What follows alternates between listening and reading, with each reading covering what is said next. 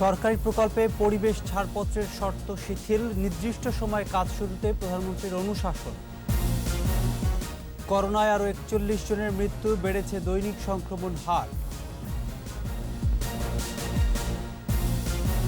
Mega প্রকল্পে বরাদ্দ বাড়ানোর পরামর্শ অর্থনীতিবিদদের, বে টার্মিনাল নির্মাণ কাজ শেষ করার তাগিদ।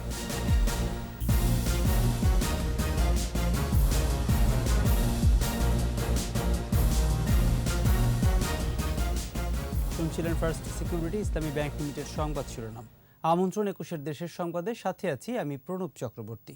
দর্শক, ২১ টেলিভিশনের সংবাদ একই সাথে সরাসরি দেখতে পাবেন আমাদের ফেসবুক পেজ www.facebook.com/2124 অনলাইনে। নির্দিষ্ট সময়ের মধ্যে মতামত পাওয়া না গেলে পরিবেশ অধিদপ্তরের ছাড়পত্র ছাড়াই শুরু হতে পারবে সরকারি প্রকল্পের কাজ। প্রকল্প বাস্তবায়নে সময়ক্ষেপণ এড়াতে মঙ্গলবার একনেক বৈঠকে এমন অনুশাসন দিয়েছেন প্রধানমন্ত্রী। এছাড়াও ৫,২৩৯ কোটি টাকার ৯টি প্রকল্পের চূড়ান্ত অনুমোদনও দেওয়া হয়েছে আসন্ন বাজেটের আগে সর্বশেষ একনেক সভায়। মেহেদী হাসানের রিপোর্ট। সরকারের উন্নয়ন প্রকল্প বাস্তবায়নে পরিবেশ অধিদপ্তরের ছাড়পত্র নেওয়ার বাধ্যবাধকতা রয়েছে।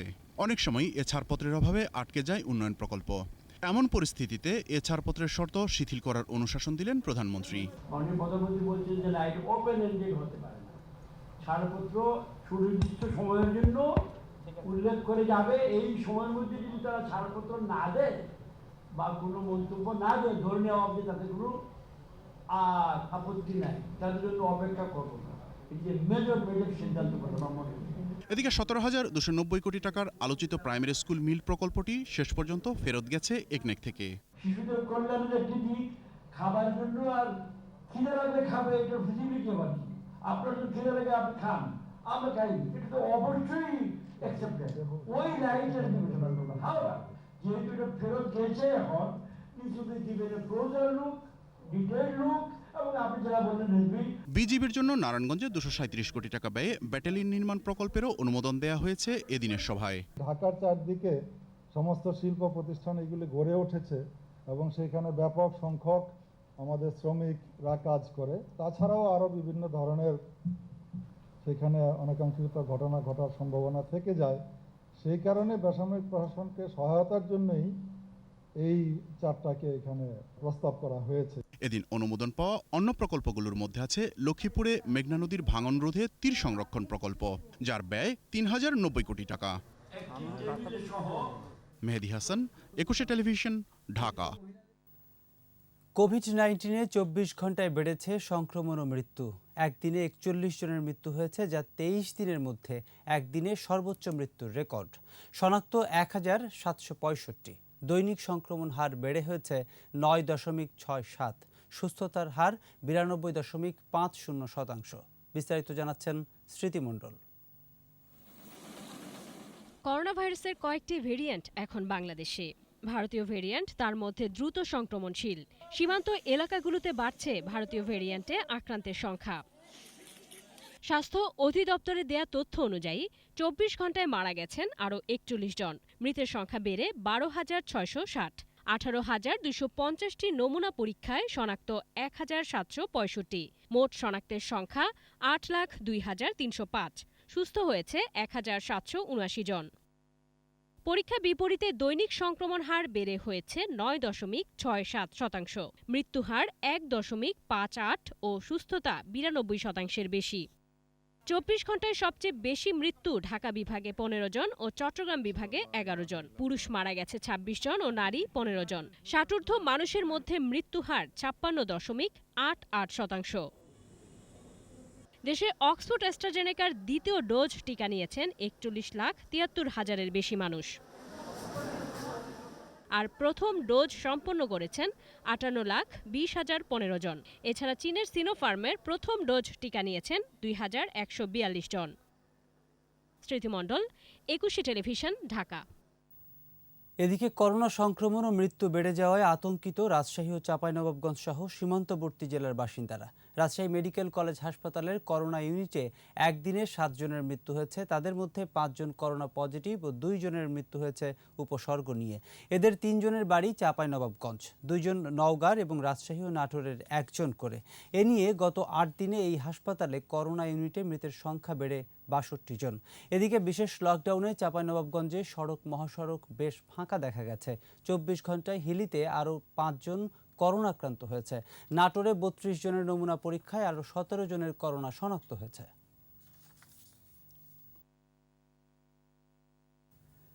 সিলেট ও চট্টগ্রামে 7 থেকে 8 মাত্রার ভূমিকম্পের আশঙ্কা করছেন ভূতত্ত্ববিদরা। আতঙ্কিত না হয়ে সতর্ক অবস্থান ও দুর্যোগ ব্যবস্থাপনায় দ্রুত প্রয়োজনীয় পদক্ষেপ নেওয়ার আহ্বান বিশেষজ্ঞদের। মানিক শিকদারের রিপোর্ট। দুদিন মোট 6 বার মৃদু ভূমিকম্প অনুভূত হয় সিলেটে। এ নিয়ে আতঙ্কে সারা দেশের মানুষ। যুক্তরাষ্ট্রের কলাম্বিয়া বিশ্ববিদ্যালয়ের সঙ্গে যৌথ গবেষণায় ঢাকা বিশ্ববিদ্যালয়ে স্থাপিত আর্থ অবজারভেটরির পরিচালক ভূতত্ত্ববিদ অধ্যাপক সৈয়দ হুমায়ুন আক্তার। তার গবেষণা মডেল বলছে ইন্ডিয়ান, ইউরেশিয়ান এবং বার্মার 3টি গতিশীল প্লেটের সংযোগস্থলে অবস্থান বাংলাদেশের। আর দুই দিকে ভূগঠনে শক্তিশালী ভূমিকম্পের শক্তি জমা হয়েছে। তাই গত দুদিনের ভূকম্পন বড় মাত্রার ভূমিকম্পের ইঙ্গিত দিচ্ছে। পার্বত্য চট্টগ্রাম অঞ্চলে গত 1000 বছরে বড় ধরনের ভূমিকম্প হয় নাই, অর্থাৎ এইখানে যে সঞ্চিত শক্তি সেটা বের হয় নাই। একইভাবে এই ডাউকি ফল্টের পূর্ব প্রান্তে কিন্তু গত 500 বছরে ভূমিকম্প হওয়ার মতো ইতিহাস নেই। তার মানে পূর্ব প্রান্তে শক্তি জমা হয়ে রয়েছে এবং সেখানেও 7 থেকে 8 মাত্রার ভূমিকম্প এখানে সংঘটিত হতে পারে। এই অঞ্চলে গত কয়েক শতাব্দীতে একাধিক বড় মাপের ভূমিকম্প হয়েছে, কিন্তু ডাউকি ও চট্টগ্রামের পার্বত্য অঞ্চল আর ভারতের ত্রিপুরা বেল্টে গত 500 থেকে 1000 বছরে বড় কোনো ভূমিকম্প হয়নি। দীর্ঘ সময় ধরে এই অঞ্চলের ভূ অভ্যন্তরে শক্তি সঞ্চয় হওয়ায় উদ্বিগ্ন বিশেষজ্ঞরা। এখানে অতীতে যে আর্থকুয়েক গুলো সেগুলো ইন্ডিকেট করছে যে এখানে আবার 150 বছরের সাইকেল যেটা হয়ে গেছে অলমোস্ট, এই সাইকেলে কিন্তু 6 থেকে 7 মাত্রার ভূমিকম্প যে কোনো সময় হতে পারে। অপরিকল্পিত নগরায়নের ফলে ঢাকা, চট্টগ্রাম, সিলেট চরম ঝুঁকিতে আছে। মাত্র 5 থেকে 6 মাত্রার ভূমিকম্প হলে ভেঙে পড়তে পারে রাজধানীর বেশিরভাগ দুর্বল অবকাঠামো। অপরিকল্পিত, অনিয়ন্ত্রিত এবং ঘনবসতিপূর্ণ একটা বাংলাদেশের রাজধানী, সেখানে এর বিরূপ প্রতিক্রিয়া হবে এবং বিপুল ক্ষয়ক্ষতি হবে। তারপর ভূমিকম্পের পরে যে মানুষকে সাহায্য করার ব্যাপার আছে, মানুষের যে বাসাবাড়ি থাকবে না, সেই বাসাবাড়ির ব্যবস্থাপনার যে ব্যাপারটা আছে, সেটার জন্য কিন্তু আমাদের অনেক ট্রেনিং এবং ইমাজিনেশন ক্যাপাসিটিটা অবশ্যই বাড়াতে। তবে আতঙ্কিত না হয়ে দুর্যোগ ব্যবস্থাপনায় মনোযোগী হওয়ার পরামর্শ বিশেষজ্ঞদের। এই কারণে মহড়া কোনো বিকল্প নেই। মানিক শিকদার, 21 টেলিভিশন, ঢাকা। $60 বিলিয়ন পর্যন্ত রপ্তানি লক্ষ্যমাত্রা অর্জন করতে চট্টগ্রামে নতুন কয়েকটি মেগা প্রকল্পের জন্য আসন্ন বাজেটে বরাদ্দ রাখার তাগিদ দিয়েছেন অর্থনীতিবিদরা। পাশাপাশি নির্দিষ্ট সময়ের মধ্যে বে টার্মিনাল নির্মাণ কাজ শেষ করার উপর জোর দিচ্ছেন ব্যবসায়ীরা। ইফরাজ নূরের ক্যামেরায় একরামুল হকের প্রতিবেদন, জানাচ্ছেন সমর ইসলাম। আগামী বছরের মধ্যে বঙ্গবন্ধু টানেল, চট্টগ্রাম কক্সবাজার রেলপথ ও চট্টগ্রাম নগরের এলিভেটেড এক্সপ্রেসওয়ের নির্মাণ কাজ শেষ হওয়ার কথা।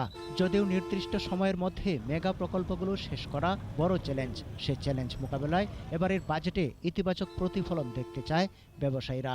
মেগা প্রজেক্টগুলো যাতে অন টাইম শেষ হোক, এই বাজেটে তার যাতে রিফ্লেক্ট থাকে, সেটা আমরা কিন্তু আশা করি। আমদানি রপ্তানি বাড়াতে হলে চট্টগ্রাম বন্দরের সক্ষমতা বাড়ানোর বিকল্প নেই। তাই বন্দরের অর্থায়নে 2024 সালের মধ্যেই নতুন বে টার্মিনাল নির্মাণ শেষের তাগিদ দিয়েছে চট্টগ্রাম চেম্বার।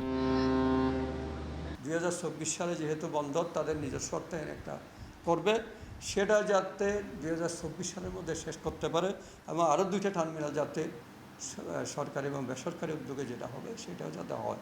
বন্দরের কন্টেনারবাহী গাড়ির চাপে 4 লেনের ঢাকা চট্টগ্রাম মহাসড়কের কিছু অংশে মাঝে মধ্যে যানজট দেখা দিচ্ছে। আমদানি রপ্তানি আরও বেড়ে গেলে এই মহাসড়কটি সম্প্রসারণ করতে হবে বলে ব্যবসায়ী ও অর্থনীতিবিদরা মনে করছেন। তাই বাজেটে বরাদ্দ রাখারও তাগিদ দেন তারা। আগের তুলনায় সেই সক্ষমতা অনেক বেড়েছে, কিন্তু সেটিকে আরও বহুগুণে বাড়াতে হলে আমাদের সেই ঢাকা চট্টগ্রামের যে রোড আছে সেটিকে 4 লাইনের ক্ষেত্রে কমপক্ষে এটিকে 8 লাইনের ব্যবস্থা করতে হবে।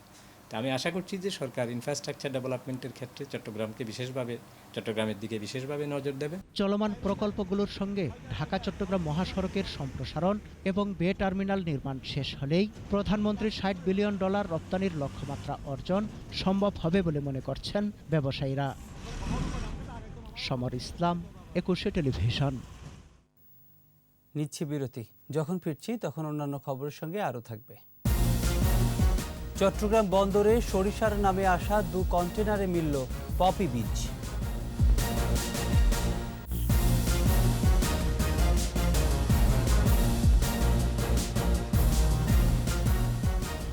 আবারও আমন্ত্রণ 21 দেশের সংবাদে। বর্ষায় সমুদ্রের উত্তাল ঢেউয়ে লণ্ডভণ্ড হয় সাগরকন্যা খ্যাত পর্যটন কেন্দ্র কুয়াকাটা। বালুক্ষয় আর ভাঙন থেকে এই সৈকতটি রক্ষায় দেশে প্রথমবারের মতো ব্যবহার করা হচ্ছে ওভেন জিও টিউব। তবে স্থানীয়দের দাবি ড্রাইভ নির্মাণ। পটুয়াখালী প্রতিনিধির রিপোর্ট, জানাচ্ছেন সমর ইসলাম। 1998 সালে 18 কিলোমিটার দীর্ঘ কুয়াকাটা সৈকতকে পর্যটন কেন্দ্র ঘোষণা করেন বর্তমান প্রধানমন্ত্রী শেখ হাসিনা। এরপর থেকে পরিচিতি ও গুরুত্ব বৃদ্ধি পায় কুয়াকাটার। তবে দফায় দফায় প্রাকৃতিক দুর্যোগ আর ভাঙনে হারিয়ে যাচ্ছে প্রাকৃতিক সৌন্দর্য। এবার বর্ষার আগেই সৈকত রক্ষায় মূল পয়েন্টের দুপাশে 1.5 কিলোমিটার এলাকায় বসানো হচ্ছে সাদা নন ওভেন ও কালো রঙের ওভেন জিও টিউব। সমুদ্র সৈকতকে আমরা রক্ষা করার জন্য কোনো স্থায়ী পদক্ষেপ দেখছি না। এটা কিন্তু স্থায়ী সমাধান না। স্থায়ী সমাধানের জন্য একটা স্থায়ী সিদ্ধান্ত নেওয়া দরকার। স্থায়ী বাঁধ নির্মাণ হোক অথবা মেরিন ড্রাইভ হোক, এই জাতীয় একটা কিছু করা দরকার। 2019 সালে 1,90,00,000 টাকা ব্যয়ে একই স্থানে দেশীয় তৈরি জিও টিউব দেয়া হলেও কোনো কাজে আসেনি। এবার পরীক্ষামূলক ওভেন জিও টিউব ব্যবহার করা হচ্ছে। এইটা যদি সিরিজ অফ এইভাবে করা যায়, বিশেষ সৌন্দর্য অক্ষুণ্ণ রেখে সব ধরনের রেখে, তাহলে হয়তো আশা করছি এটা একটা সাস্টেনেবল সলিউশন হবে। কুয়াকাটা সৈকত রক্ষায় টেকসই বাঁধ ও মেরিন ড্রাইভ নির্মাণের দাবি স্থানীয় জনপ্রতিনিধি ও ব্যবসায়ীদের। বর্ষাকালীন এই 2-3 মাসের যে আপৎকালীন ব্যবস্থা মোটামুটি প্রোটেকশন দেওয়া হয়, তাতেও রক্ষা হয় না। এটাকে যদি পার্মানেন্টলি প্রোটেকশন না দেওয়া হয়, তাতে হাজার হাজার কোটি টাকা গভর্নমেন্টের লসই হচ্ছে। যত শীঘ্রই হোক কুয়াকাটা সি বিচটা রক্ষা করার জন্য একটা মেরিন ড্রাইভ দেওয়া হোক, এটা বড় ধরনের মানে বাজেট করে এই সি বিচটা রক্ষা করা উচিত। ভাঙন রোধে স্থায়ী ব্যবস্থা নেওয়া না হলে পর্যটন শিল্প বিকাশে বড় বিনিয়োগ আসবে না বলেও মনে করেন তারা। সমর ইসলাম, 21 টেলিভিশন। নাটোরের নলডাঙ্গায় স্কুল ছাত্রীকে ধর্ষণ ও ভিডিও ধারণের অভিযোগে প্রধান অভিযুক্ত মিঠুন আলী সহ 4 জনকে আটক করেছে পুলিশ। উপজেলার মমিনপুর গ্রাম থেকে তাদের আটক করা হয়। ভুক্তভোগী স্কুল ছাত্রীকে উদ্ধার করে পরীক্ষার জন্য সদর হাসপাতালে ভর্তি করা হয়েছে। পুলিশ ও নির্যাতিতার স্বজনরা জানায়, সোমবার ওই স্কুল ছাত্রী বাড়ির কাছে মাঠে ছাগল চড়াতে যায়। এ সময় মিঠুন আলী তাকে একা পেয়ে ধর্ষণ করে এবং মোবাইল ফোনে এ দৃশ্য ধারণ করে। সে ভিডিও চিত্র তার বন্ধুদের দেখিয়ে ওই স্কুল ছাত্রীকে ধর্ষণে উদ্বুদ্ধ করে। এ সময় মেয়েটির চিৎকার শুনে স্থানীয়রা মিঠুন সহ 4 জনকে আটক করে পুলিশে দেয়। করোনায় রপ্তানি আদেশ বন্ধ থাকায় মোংলা ইপিজেডে একটি কারখানার লে অফ বন্ধ ঘোষণা করা হয়েছে। সকাল থেকে ইপিজেডে লাগেজ উৎপাদনকারী বৃহৎ প্রতিষ্ঠান ভিআইপি কারখানাটি লে অফ ঘোষণা করে মালিকপক্ষ। 15 জুন পর্যন্ত কারখানাটি বন্ধ থাকলেও 3,500 শ্রমিকের অর্ধেক বেতন সহ সকল সুবিধা দিয়ে যাবে কর্তৃপক্ষ। ভারতে করোনার সংক্রমণ কমে যাওয়ার পর পুনরায় রপ্তানি আদেশ চালু হলে তারা লে অফ প্রত্যাহার করবেন বলে জানানো হয়েছে।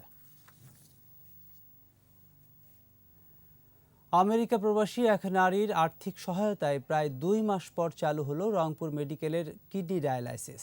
6 লাখ টাকার অভাবে বন্ধ ছিল ডায়ালাইসিস ইউনিটের পানি বিশুদ্ধকরণ প্লান্ট। 21 টেলিভিশনে এ নিয়ে সংবাদ প্রচারিত হলে প্রবাসী ওই নারী 6 লাখ টাকা পাঠিয়ে দেন। আলী হায়দার রনির ক্যামেরায় রংপুর বিভাগীয় প্রতিনিধি লিয়াকত আলী বাদলের রিপোর্ট, জানাচ্ছেন মুশফিকা নাজনীন। 8 এপ্রিল থেকে রংপুর মেডিকেল কলেজ হাসপাতালের ডায়ালাইসিস ইউনিটটির পানি বিশুদ্ধকরণ প্ল্যান্টটি পুরোপুরি নষ্ট হয়ে যায়। ফলে ডায়ালাইসিস করাতে না পেরে মারাও যান 20 রোগী। ঢাকা থেকে আসা টেকনিশিয়ানরা জানিয়েছিলেন প্ল্যান্টটি সচল করা সম্ভব নয়, স্থাপন করতে হবে নতুন মেশিন। এই নিয়ে 21 টেলিভিশনে সংবাদ প্রচারিত হলে যুক্তরাষ্ট্র প্রবাসী এক নারী পানি বিশুদ্ধকরণ প্ল্যান্টের জন্য 6 লাখ টাকা দেন। প্ল্যান্টটি পুনঃস্থাপনের পর গত সপ্তাহ থেকে আবার শুরু হয় ডায়ালাইসিস। প্রাইভেটে করছি, কিন্তু ওখানে অনেক টাকা খরচ আর কি। এটা চালু থাক, আরও ভালো হোক, আর সেবার মান ভালো হোক। আমরা ডায়ালিসিস দিতে পারতেছিলাম না। গত 22 তারিখ থেকে একজন আমেরিকান প্রবাসী, ওনার নাম সৈয়দা আফরোজা বিউটি, ওনার সহায়তায় আমাদের এই ডায়ালিসিস আবার এই আরোপ্লেন মেশিন চালু হয়েছে। খোলার পরে এখন আমরা মোটামুটি রোগীদের ভালো সেবা দিতে পারছি। পরিচয় প্রকাশে অনিচ্ছুক এই দাতার প্রতি কৃতজ্ঞতা জানান রংপুর মেডিকেল কলেজ কর্তৃপক্ষ। তার আর্থিক সহযোগিতায় এই পানি শোধনাগারটি আবার নতুনভাবে সংস্কার করা হয়। ভালো করার পরেই আমাদের ডায়ালাইসিসের চিকিৎসা সেবা দেওয়া চলছে। সরকারের পাশাপাশি সমাজের সহৃদয়বান মানুষদের এভাবে এগিয়ে আসার আহ্বান জানান তিনি। মুশফিকা নাজনীন, 21 টেলিভিশন। এবারে চট্টগ্রাম সংবাদ।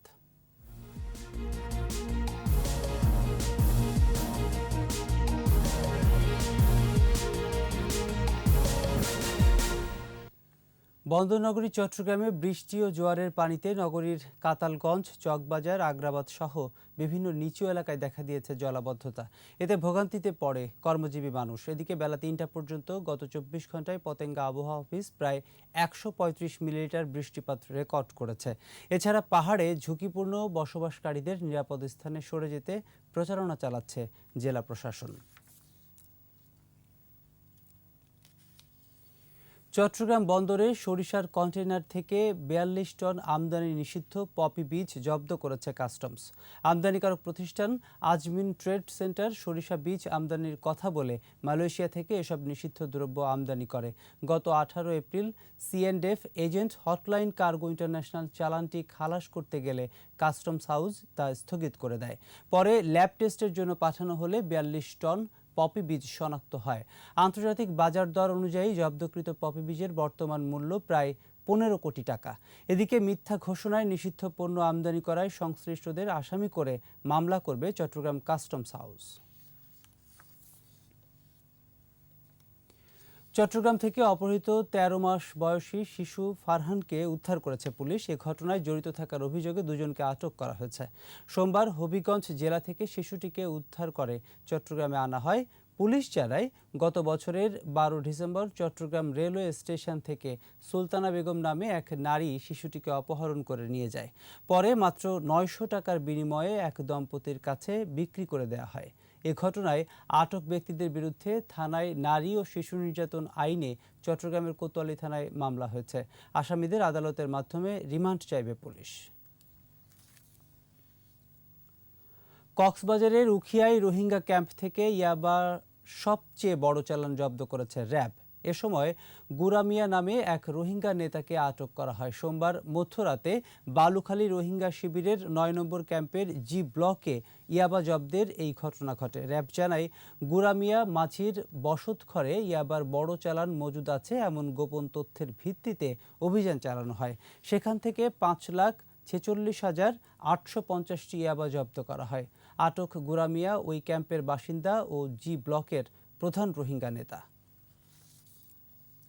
চট্টগ্রাম নগরের বায়োজিৎ থানাধীন নাসিরাবাদ শিল্প এলাকায় আল আরাফা ইসলামী ব্যাংক লিমিটেডের 14তম উপশাখার উদ্বোধন করা হয়েছে।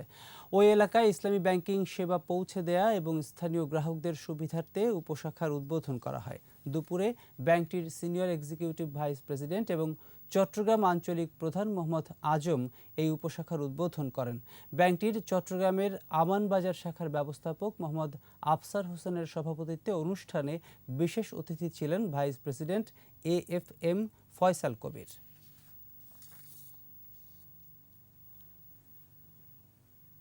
এর সাথে শেষ করছি 21 দেশের সংবাদ। তবে যাবার আগে ফার্স্ট সিকিউরিটি ইসলামী ব্যাংক লিমিটেড সংবাদ শিরোনামগুলো আরও একবার। সরকারি প্রকল্পে পরিবেশ ছাড়পত্রের শর্ত শিথিল, নির্দিষ্ট সময়ে কাজ শুরুতে প্রধানমন্ত্রীর অনুশাসন। করোনায় আরও 41 জনের মৃত্যু, বেড়েছে দৈনিক সংক্রমণ হার। মেগা প্রকল্পে বরাদ্দ বাড়ানোর পরামর্শ অর্থনীতিবিদদের, বে টার্মিনাল নির্মাণ কাজ শেষ করার তাগিদ।